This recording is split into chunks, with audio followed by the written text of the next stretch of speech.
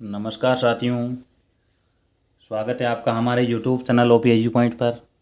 आज पढ़ेंगे हम कक्षा 10 की प्रश्नमाला 6.2 है, उसका प्रश्न करेंगे 5वां।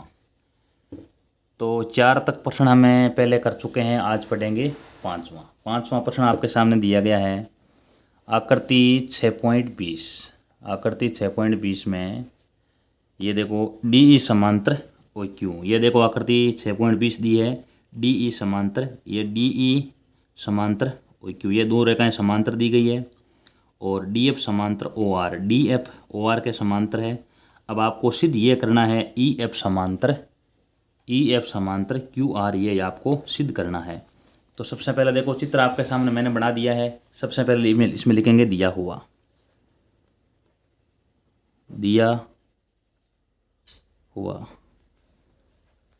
हम लिखेंगे डी ई समांतर ओ क्यू और डी एफ समांतर ओ आर।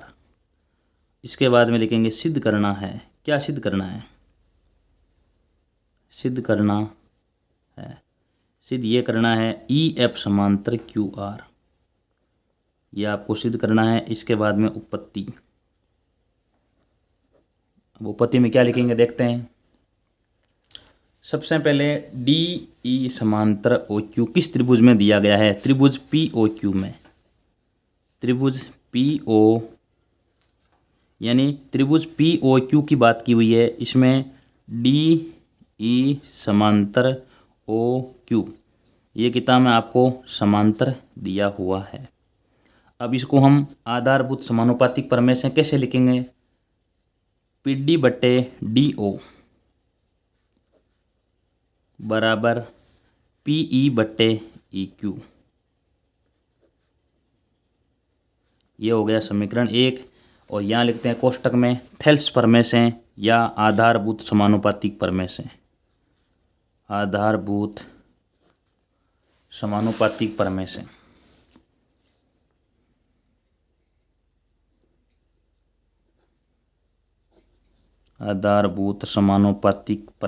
से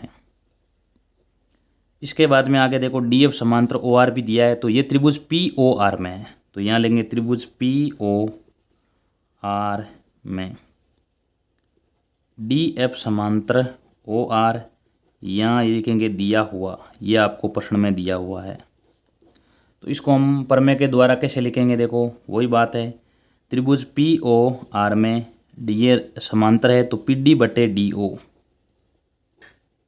बराबर पी एफ बट्टे एफ आर। ये समीकरण 2 और ये भी आधारभूत समानुपातिक प्रमेय से। आधारभूत समानुपातिक प्रमेय से।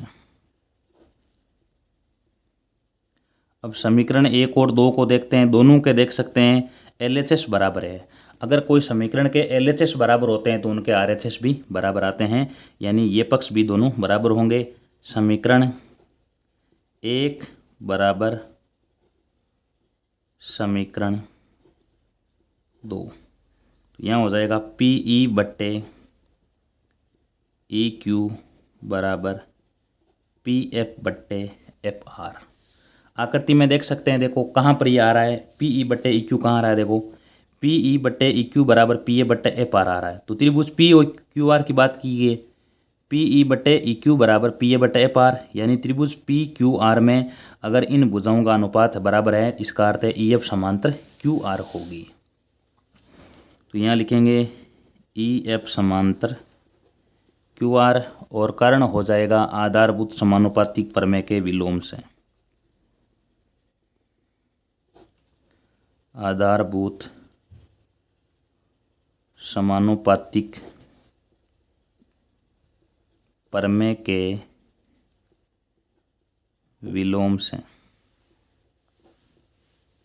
ये हो गया आपके सवाल नंबर 5 कंप्लीट होता है। देखो चित्र बना दिया है, उसके बाद में देखो हमने दिया हुआ भी लिखा है, उसके बाद में सिद्ध करना लिखा है, उपपत्ति लिखी है, उपपत्ति में सारी चीज़ें लिखी है, उसके बाद में ये प्रश्न हुआ है सिद्ध। अब आगे प्रश्न करते हैं, 6 नंबर करते हैं। देखो आगे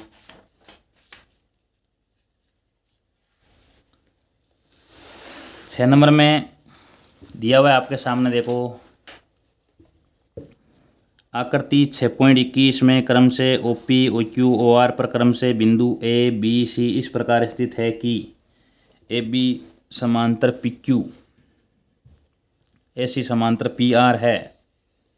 ठीक है, तो सिद्ध करना है बी सी समांतर क्यू आर। आकृति आपके सामने दी हुई है, तो यहाँ देखो मैंने इस चित्र बना दिया है। ठीक है, और ये देखो चित्र बनाया हुआ है इसका, और चित्र बनाने के बाद में इसका दिया हुआ लिख दिया मैंने, इस प्रकार स्थित है कि ए बी समांतर पी क्यू। आगे यहाँ दिया हुआ में लिखना है ए बी समांतर पी क्यू और ए बी समांतर पी क्यू व ए सी समांतर पी आर। और उसके बाद में सिद्ध करना है, क्या सिद्ध करना है, सिद्ध ये करना है बी सी समांतर क्यू आर, ये आपको सिद्ध करना है। तो देखते हैं, देखो दिया में लिखना है क्रम से ओ पी ओ क्यू और ओ आर पर बिंदु स्थित है ए बी सी। यहाँ बिंदु ए स्थित है, यहाँ पर बी है और यहाँ पर सी स्थित है। कैसे स्थित है कि ए बी समांतर पी क्यू, ए बी है वो पी क्यू के समांतर है, उसके बाद में ए सी है वो पी आर के समांतर है। अब आपको सिद्ध करना है बी सी है जो क्यू आर के समांतर है या नहीं, सिद्ध करना है ये। उसके बाद में नंबर आता है उत्पत्ति का। ठीक है, अब देखो पहले दिया है ए बी समांतर पी क्यू। ए बी समांतर पी क्यू किस त्रिभुज में है, त्रिभुज पी ओ क्यू में, त्रिभुज पी ओ क्यू में।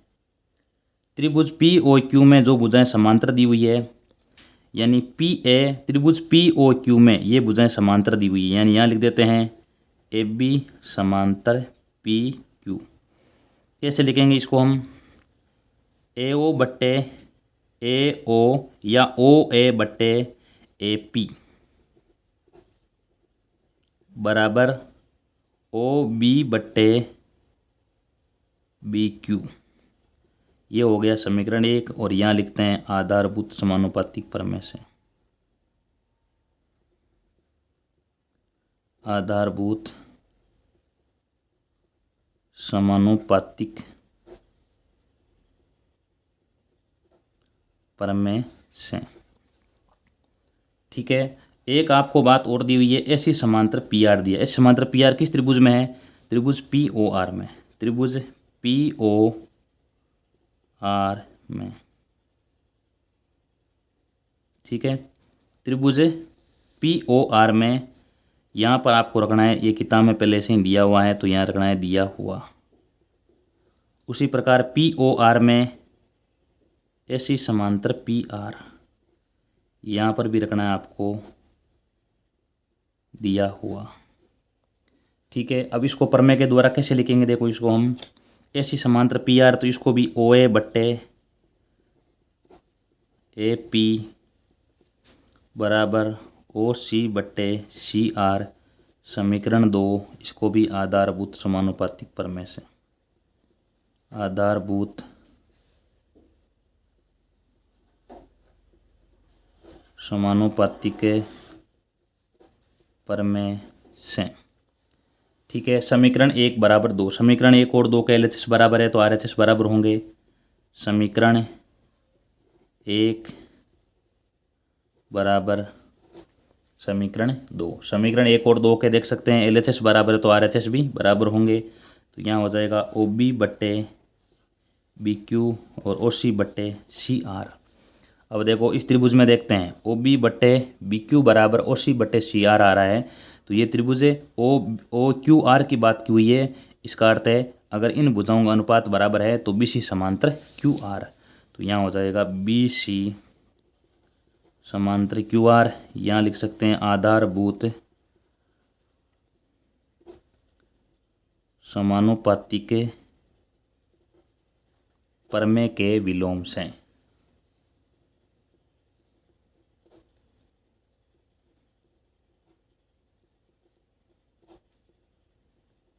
ये हो गया आपके सवाल नंबर 6 नंबर कंप्लीट होता है।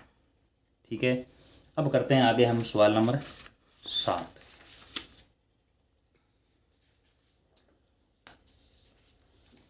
सात नंबर में आपके दिया हुआ है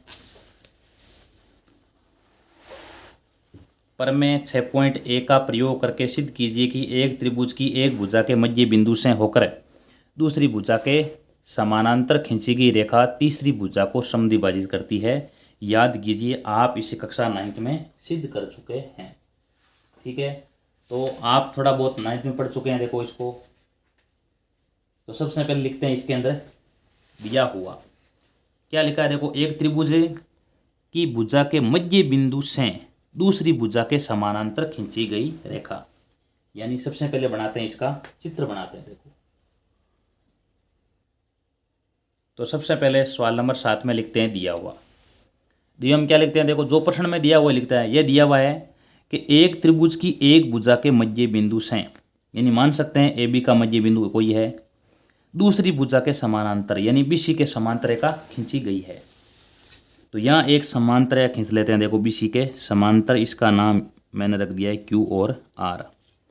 अब आपको सिद्ध ये करना है कि तीसरी भुजा के समानांतर तीसरी भुजा को समद्विभाजित करता है। ये बताना है कि इस R है वो AC का मध्य बिंदु होना चाहिए, ये आपको सिद्ध करना है। सबसे में लिखते हैं दिया हुआ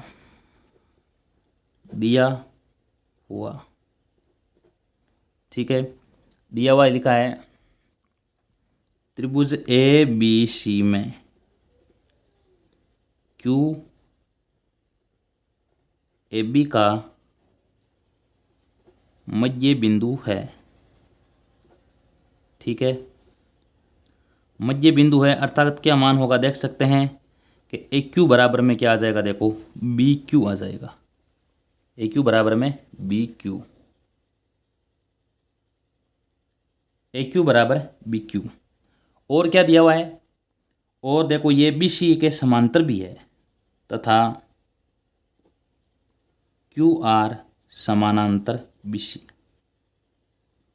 सिद्ध करना है, सिद्ध ये करना है कि R AC का मध्य बिंदु है, R AC का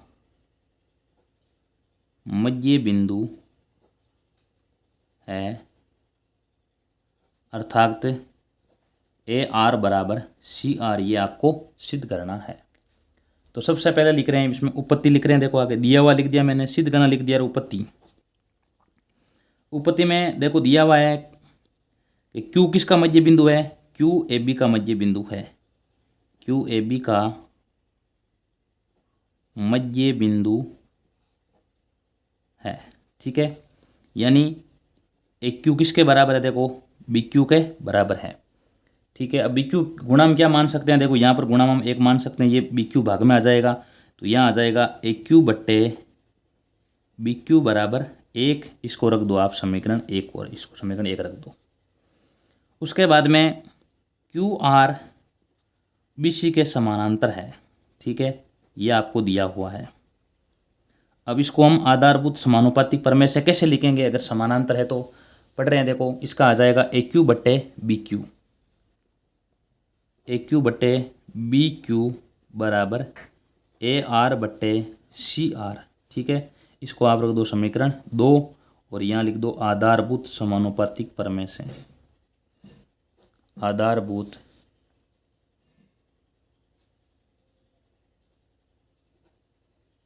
समानुपातिक प्रमेय से। अब देख सकते हैं कि AQ बट्टे BQ का मान 1 है, तो यहाँ पर क्या रखेंगे, देखो AQ बट्टे BQ का मान क्या रख देंगे हम, यहाँ पर इसकी जगह 1 रख देंगे आगे, यानी समीकरण 1 बराबर समीकरण 2। ये देख सकते हैं, देखो AQ बट्टे दोनों के LHS बराबर है तो RHS भी बराबर होंगे। AR बट्टे CR बराबर में 1, जैसे ही वज्र गुणा करेंगे AR बरा का मान क्या आ जाएगा, देखो CR, अतः R AC का मध्य बिंदु, R किसका मध्य बिंदु होगा, AC का मध्य बिंदु होगा। यही आपको सिद्ध करना है। ये हो गया आपके सवाल नंबर 7वां। देखो ठीक है, 7वें को एक बार रिपीट करते हैं। 7वां प्रश्न आपके सामने त्रिभुज ABC दिया है। इसमें देखो यहाँ AB पर बिंदु Q है और AC पर बिंदु R लिखा हुआ है। अब ये दिया है कि ए बी का मध्य बिंदु क्यू है, ठीक है, ये देखो मैंने लिखा है क्यू ए बी का मध्य बिंदु है, और ये क्यू आर है वो बी सी के समानांतर है, समांतर लिख दिए। सिद्ध ये करना है कि आर ए सी का मध्य बिंदु है, अर्थात ए आर बराबर में सी आर, ये सिद्ध करना है। अब उपपत्ति में क्या लिखेंगे, सबसे पहले उपपत्ति में ये लिखेंगे कि क्यू ए बी का मध्य बिंदु है, तो ए क्यू बराबर में बी क्यू, इसके गुणा मैंने क्या मान लिया, एक मान लिया, भाग में आ जाएगा ए क्यू बट्टे बी क्यू बराबर एक, ये समीकरण एक हो गया। उसके बाद में क्यू आर समानांतर बी सी है, ये आपको दिया हुआ है, तो इसको प्रमेय के द्वारा कैसे लिखेंगे, ए क्यू बट्टे बी क्यू बराबर ए आर बट्टे सी आर, समीकरण दो। समीकरण एक और दो के देख सकते हैं, एल एच एस बराबर है, दोनों का आर एच एस भी क्या होंगे, देखो बराबर है, तो ए आर बट्टे सी आर बराबर एक, उधर गुणा करेंगे ए आर का मान सी आर, अतः इसका अर्थ क्या है, आर किसका मध्य बिंदु हो जाएगा, ए सी का मध्य बिंदु है। ये 7वां हो गया। आगे करते हैं सवाल नंबर 8वां। देखो 8वें में प्रमेय 6.2 का प्रयोग करके सिद्ध कीजिए कि, चित्र देखो 8वें का ऐसा कुछ चित्र बनाएंगे।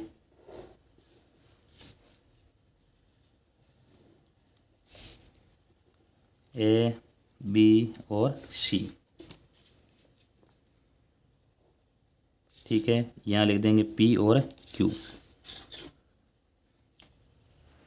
सवाल नंबर 8, देखो क्या लिखा है, प्रमेय 6.2 का प्रयोग करके सिद्ध कीजिए कि त्रिभुज की किन्हीं दो भुजाओं के मध्य बिंदु को मिलाने वाली रेखा तीसरी भुजा के समानांतर होती।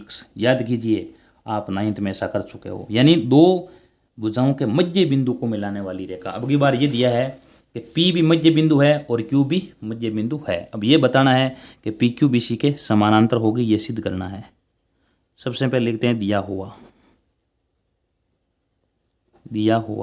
ठीक है, P किसका मध्य बिंदु है, ए बी का मध्य बिंदु है, ठीक है, यानी ए पी बराबर में पी बी, और क्यू ए सी का मध्य बिंदु है, क्यू ए सी का मध्य बिंदु है, ठीक है, यानी ए क्यू बराबर में क्यू सी। सिद्ध क्या करना है आपको, सिद्ध ये करना है कि पी क्यू है वो बी सी के क्या आनी चाहिए, समानांतर आनी चाहिए, आपको सिद्ध करना है। उसके बाद में लिखते हैं उत्पत्ति में लिखते हैं पी ए बी का मध्य बिंदु है, ठीक है, अर्थात मध्य बिंदु है, तो यहाँ लिख देंगे ए पी बराबर में पी बी, इसके गुणा मैंने एक मान लिया, तो यहाँ आ जाएगा ए पी बट्टे पी बी बराबर में एक, इसको रख दो, समीकरण एक रख दो सकते हो आप, यानी भाग में आ जाएगा ये। एक और दिया है कि क्यू ए सी का मध्य बिंदु है, क्यू ए सी का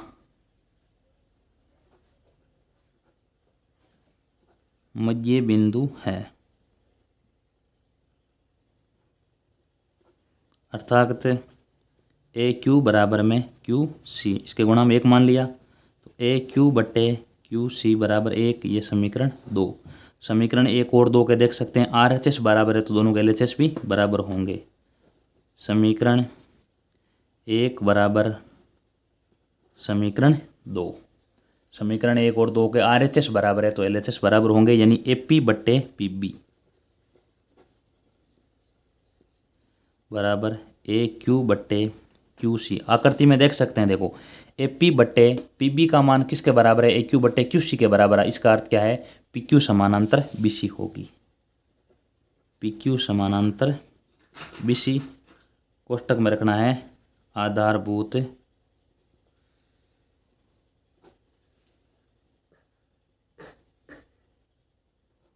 समानुपातिक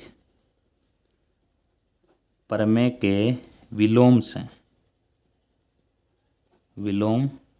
ये हो गया आपके सिद्ध, पी क्यू किसके समानांतर हो गई, बी सी के समानांतर हो गई। इसके बाद में आगे सवाल number 9, A B C D एक समलंब चतुर्भुज है जिसमें ए बी समांतर डी सी है तथा इसके विकिरण परस्पर ओ बिंदु पर प्रतिच्छेद करते हैं। दर्शाइए कि ए ओ बट्टे बी ओ बराबर सी ओ बट्टे डी ओ। ठीक है, सवाल नंबर 9 का सबसे पहले बनाते हैं, इसका चित्र बनाते हैं। आपके सामने एक समलंब दिया गया है ABCD, और इसके जो विकिरण है वो O बिंदु पर प्रतिच्छेद करते हैं।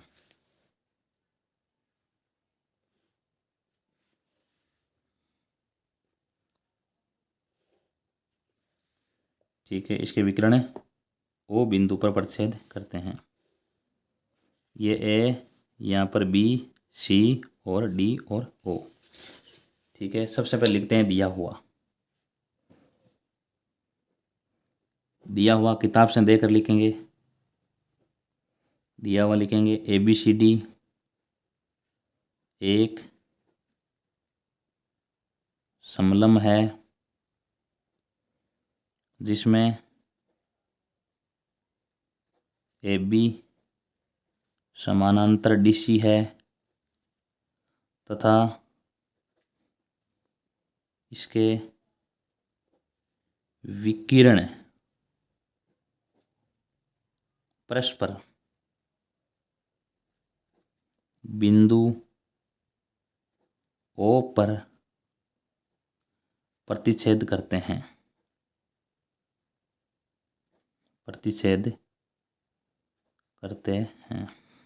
ठीक है, और इसके बाद में लिखना है, सिद्ध करना है। क्या सिद्ध करना है आपको?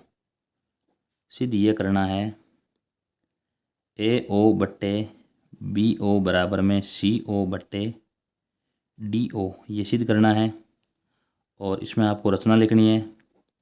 रचना में क्या करनी है? देखो, यहाँ पर इसके समानांतर रेखा खींचनी है। इसको समानांतर आप DC के समांतर मान सकते हो, AB के समांतर भी मान सकते हो। इसका मैंने नाम लिख दिया FO।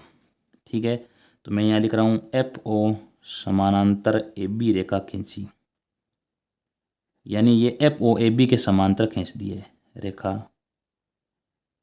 खींची। तो एक बात देख सकते हैं, तो AB के समानांतर होगी तो DC के भी क्या हो जाएगी? समानांतर होगी। तो DC समानांतर FO होगी, क्योंकि ये समांतर त्रिभुज ये समलंब है, और समलंब की ये देखो, ये आपको समानांतर दी हुई है। तो अगर देखो, ये अगर एक के समानांतर है तो बाकी इसके भी DC के भी क्या हो जाएगी? समानांतर, यानी ये तीनों क्या हो जाएगी? समानांतर होगी। ठीक है, अतः DC समानांतर FO समानांतर AB होगी। अब आगे देखते हैं उत्पत्ति। ठीक है, उत्पत्ति में आपको त्रिभुज वही लेना है जिसमें ये OF रेखा समानांतर आ रही है। सबसे पहले लिखते हैं त्रिभुज ABD में FO समानांतर AB। ठीक है, इसमें लिखते हैं सबसे पहले दिया हुआ, या रचना से लिख दो, रचना से। तो इसको प्रमेय के द्वारा कैसे लिखेंगे? देखो, DF बट्टे FA बराबर DO बट्टे OB, ये समीकरण 1। और यहाँ लिखेंगे आधारभूत समानुपातिक प्रमेय से। आधारभूत समानुपातिक प्रमेय से।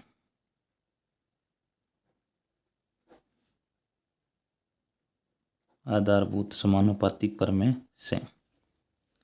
इसके बाद में आगे देखो, एक त्रिभुज अभी त्रिभुज ABD लिया, अब त्रिभुज लेंगे त्रिभुज ACD में। इसमें भी देख सकते हैं ये DC किसके समानांतर आ रही है? देखो, FO, यहाँ रचना से। तो इसको प्रमेय के द्वारा कैसे लिखेंगे? देखो, DF बट्टे FA, DF बट्टे FA। ठीक है, और बराबर में आ जाएगी OC बट्टे OA। इसको समीकरण 2 लिख दो, और यहाँ पर भी आधारभूत समानुपातिक प्रमेय से। आधारभूत समानुपातिक प्रमेय से। समीकरण 1 और 2 के LHS बराबर है तो RHS भी बराबर होंगे। तो लिखेंगे समीकरण 1 बराबर समीकरण 2। यहाँ हो जाएगा DO बट्टे ओ बी बराबर ओ सी बट्टे ओ ए। अब इनको आपस में वज्र गुणा कर लेते हैं। तो ये ओ ए किसके गुणा में हो जाएगा, देखो डी ओ के गुणा में आ जाएगा और ओ सी गुणा हो जाएगा ओ बी के गुणा में आ जाएगा। ठीक है, अब सिद्ध करने में क्या है, देखो सिद्ध करने में आपके सामने लिखा है कि ए ओ बट्टे बी ओ लिखा है सी ओ बट्टे डी ओ, यानी ए ओ के बट्टा में बी ओ आना चाहिए। तो यहाँ आ जाएगा ओ ए बट्टे, ये बट्टा में लेकर आ जाओ, और यहाँ हो जाएगा ओ सी बट्टे डी ओ लिख दो और डी लिख दो। बात एक ही, यह क्या हो गया आपके सिद्ध हो गया। तो यहाँ लिखना है इति सिद्धम, यही आपको सिद्ध करना था। ये आपके सवाल नंबर हो गया 9। तो इसमें क्या करना है, आपको एक रचना करनी है। रचना में आपको रखना है दोनों में किसके समानांतर मान लो, एक के समानांतर मानेंगे ना तो वो क्या हो जाएगी, इन दोनों एक अन्य भुजा के भी क्या हो जाएगी, समानांतर हो जाएगी। ठीक है, ये हमने कर दिया सवाल नंबर 9। अब आगे करते हैं सवाल नंबर 10। अब देखो जो सवाल नंबर है 9 में दिया हुआ था वो अभी की बार सिद्ध करना है, और जो सिद्ध करना था वो दिया हुआ है। ए चतुर्भुज ए बी सी डी जिसके विकिरण परस्पर ओ पर प्रच्छेद करते हैं कि ए ओ बट्टे बी ओ बराबर सी ओ बट्टे डी ओ है। सिद्ध ये करना है ए बी सी डी एक समलम है। तो इसमें भी क्या लिखते हैं, देखो सारा कुछ लिखना होगा दिया हुआ। ठीक है, चित्र बाद बना लेंगे, पहले लिखते हैं दिया हुआ। एक चतुर्भुज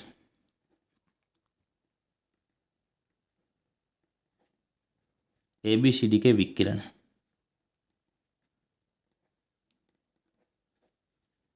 परस्पर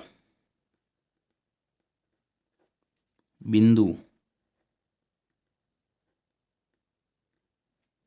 ओ पर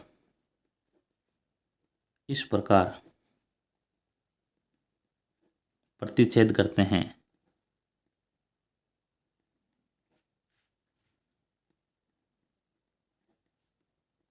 कि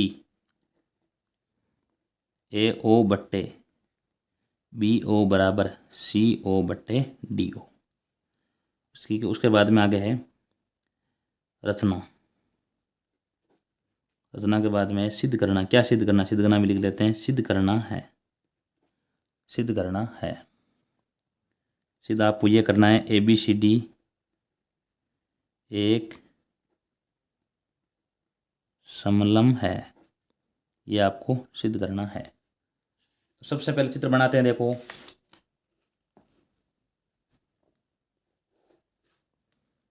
ठीक है, ऐसा कुछ चित्र बना लेते हैं। इस चित्र में इसको इसके द्वारा मिला लिया है। ये चतुर्भुज दिया रहेगा आपके सामने ए बी सी डी। यहाँ ए लिख दो, यहाँ बी लिख दो, यहाँ सी और यहाँ डी। इसके विकिरण ओ पर प्रतिच्छेद करते हैं। देखो इस प्रकार इसके विकिरण ओ पर प्रतिच्छेद करते हैं। इसमें देखो रचना में आपको ये करनी है कि ए बी या डी सी दोनों में एक ही समानांतर माननी है। अब की बार अगर ए बी के समानांतर है तो डी सी के समानांतर नहीं होगी, क्योंकि ये समलम नहीं है। तो मैंने क्या मान लिया है, ओ एफ। ठीक है, मैंने मान लिया है एफ ओ समानांतर ए बी रेखा खींची। ठीक है, अब ध्यान करना केवल ए बी की समानांतर होगी। तो त्रिभुज क्या लेते हैं, देखो उत्पत्ति। त्रिभुज ए बी डी में एफ ओ समानांतर ए बी, ये रचना से। ठीक है, अब इसको क्या करेंगे हम, आधारभूत समानुपाती प्रमेय से कैसे लिखेंगे, डी एफ बट्टे एफ ए बराबर डी ओ बट्टे ओ बी। समीकरण 1 कोष्टक में लिख दो आधारभूत समानुपातिक प्रमेय से। आधारभूत समानुपातिक प्रमेय से। ठीक है, आधारभूत समानुपातिक प्रमेय से। अब एक किताब में और दिया, वो किताब वाला लिखते हैं। देखो किताब वाला है ए ओ बट्टे बी ओ बराबर सी ओ बट्टे डी ओ। इनको वज्र गुणा कर लो, ए ओ गुणा डी ओ बराबर बी ओ गुणा सी ओ। अब देखो अगर इसमें डी ओ बट्टे ओ बी आ रहा है ना, इसमें भी क्या करेंगे, यहाँ बी ओ लिख दो। देखो डी ओ बट्टे बी ओ, इसमें क्या करेंगे, देखो उसी प्रकार लिखेंगे। देखो तो यहाँ क्या करेंगे, देखो डी ओ बट्टे बी ओ, यानी ये भाग में चला गया और यहाँ आ जाएगा सी ओ बट्टे ए ओ। ठीक है, इसको रख दो समीकरण 2। समीकरण 1 बराबर समीकरण 2, समीकरण 1 बराबर समीकरण 2। समीकरण 1 और 2 का देख सकते हैं, देखो ये तो क्या है, कौन सा पक्ष है, आर एच एस है, और ये कौन सा पक्ष है, एल एच एस है, बराबर है। देखो तो ये बराबर है, तो ये भी दोनों आपस में क्या होंगे, बराबर है, यानी डी एफ बट्टे एफ ए बराबर सी ओ बट्टे ए ओ। अब आकृति में देख सकते हैं डी एफ बट्टे एफ ए का मान सी ओ बट्टे ओ ए के बराबर आ रहा है। आकृति में देख सकते हैं डी एफ बट्टे एफ ए का मान किसके बराबर आ रहा है, सी ओ बट्टे ओ ए के बराबर। तो ये कब आता है, देखो जब रेखाएं क्या होती है, यानी ये ओ एफ क्या कर रही है, इन दो भुजाओं को एक अनुपात में बांट रही है। इसका अर्थ क्या हो जाएगा, ये डी सी के समानांतर ओ एफ आ जाएगी। ठीक है, तो यहाँ लिख देंगे अतः डी सी समानांतर एफ ओ, यहाँ हो जाएगा आधारभूत समानुपातिक प्रमेय के विलोम से। आधारभूत